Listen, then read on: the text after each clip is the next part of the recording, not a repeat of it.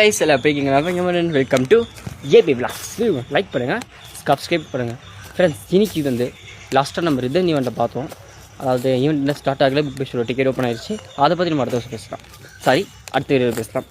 இன்றைக்கி பேச போகிற டாபிக் என்னன்னா தி எலெக்ஷன் 2K26. அதாவது 2026 முதலமைச்சர் யார்?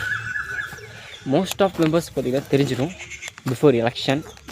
ஆனால் எலெக்ஷனை நம்ம போட போகிற ஓட்டு தானே முதலமைச்சராக பார்த்திங்கன்னா மாற்ற போகுது. யார் அந்த முதலமைச்சராக வரப்போகிறாங்க சொல்கிறது. எங்கே நீங்கள் ஜனநாயக நாட்டில் தான் இருக்கீங்க, மறந்துடாதீங்க. ஏப்ரல் 23 பார்த்திங்கன்னா எலெக்ஷன் ஆனால் ஓட்டிங் டே. நம்ம தமிழ்நாடோட எலெக்ஷனுங்க. ஓகே, நீங்கள் செக்ஷன் படி ஃபாலோ பண்ணிக்கிட்டு இருப்பீங்க.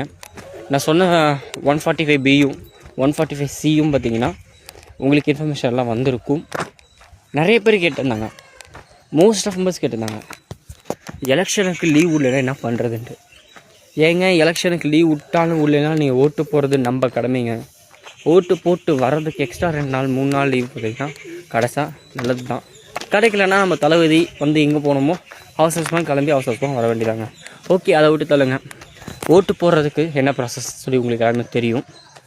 நியூ கமிட்டிங் ஓட்டர்ஸ், அதாவது இப்போ தான் ஃபஸ்ட் இயர் காலேஜ் படிச்சவங்க பற்றி ஓட்டிங் வரும். அதாவது 19 வயசு வந்து ஓட்டிங் வந்து வந்திருப்பாங்க ஃபஸ்ட் இயர் செகண்ட் இயர்லாம். அவங்களுக்கான ஒரு சின்ன டிப்ஸ் இது கொடுக்குறேன். தம்பிங்களா, அக்காங்களா, அண்ணாங்களா, ஒரே ஒரு விஷயம் மட்டும் சொல்லிக்கிறேன் விரும்புகிறேன். ஏன்னா இது வரைக்கும் பார்த்திங்கன்னா இவனுக்கு அவங்களுக்கு தான் சொல்லி 2 கட்சிகளுக்கும் மாற்றி மாற்றி போட்டு நாடு எப்படி போயிருக்கு சொல்லி எல்லாத்துக்குமே தெரியும். பெண்களோட நிலைமைகள் என்ன, நாடு எப்படி போயிட்டுருக்குது, எல்லா விஷயமே சொல்லி உங்களுக்கு தெரியும், நமக்கும் தெரியும். நாடு கொஞ்சம் மாறட்டுமே, கொஞ்சம் புதுசாக வந்தவங்களுக்கு கொஞ்சம் போட்டு கொடுத்து பார்ப்போம் அவர் தான் என்ன பண்ணுறாருன்ட்டு. நான் இப்போ ஒரு பேஜ் ஓப்பன் பண்ணுறேன். அந்த பேஜில் பார்த்தீங்கன்னா ஒரு எந்தெந்த கட்சியில் என்ன கோரிக்கை வச்சுருக்காங்க, என்னென்ன பண்ணி கொடுப்போம்னு சொல்லியிருக்காங்க. இதை பொறுத்து உங்களுக்கு என்ன தோணுதோ பண்ணுங்கள். மீண்டும் சந்திப்போம். அது ஒரு எழுப்பிக்கிட்டு உங்கள் யூடியூபர் பிரவீன்.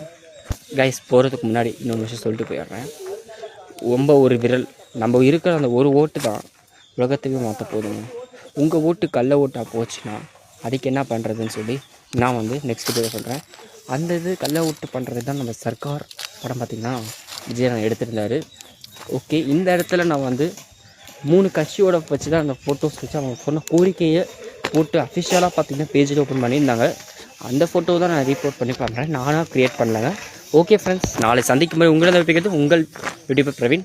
எலெக்ஷனுக்கு இன்னும் ஒரே ஒரு நாள் தான் இருக்குது, பார்த்துக்கோங்க. நாளை மறுநாள் ஓட்டிங் டே.